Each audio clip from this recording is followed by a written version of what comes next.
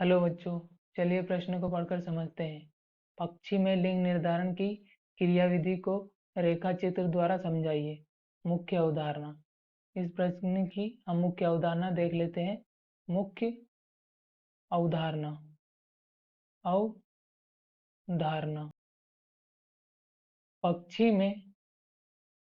पक्षी में जो नर होता है उनमें जो लिंग गुणसूत्र होते हैं वह जेड जेड प्रकार के होते हैं तथा मादा में जो लिंग गुणसूत्र होते हैं वह जेड और डब्ल्यू प्रकार के होते हैं।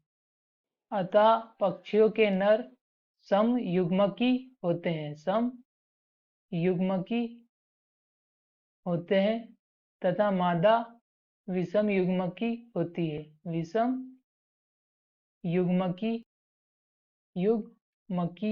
विषम युग्मकी होती है। अगर ये पक्षियों में जनन होता है तो नर से एक जेड गुणसूत्र आएगा तथा मादा से एक जेड गुणसूत्र आएगा तो यह नर बन जाएगा, क्योंकि नर में ही जेड जेड गुणसूत्र होते हैं।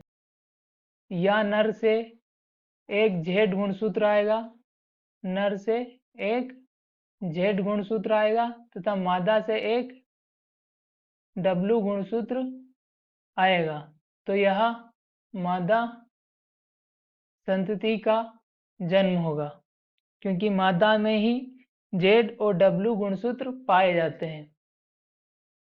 तो हमने देखा कि पक्षियों के जो नर रहते हैं उनमें जेड जेड गुणसूत्र का एक पूरा जोड़ा होता है और मादा में जेड और डब्ल्यू गुणसूत्र होते हैं। अतः माता विषम युग्मकी और नर समयुग्मकी होते हैं। अगर इन पक्षियों में जनन होता है तो नर से एक जेड गुणसूत्र आता है तथा मादा से एक अलग जेड गुणसूत्र आता है और जो बनने वाली संतति है वह नर होगी, क्योंकि नर में ही जेड गुणसूत्र का जोड़ा पाया जाता है।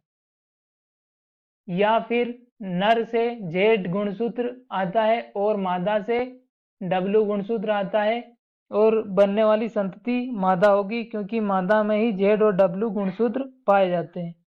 आशा करता हूँ आपको हमारा उत्तर समझ में आया होगा। धन्यवाद।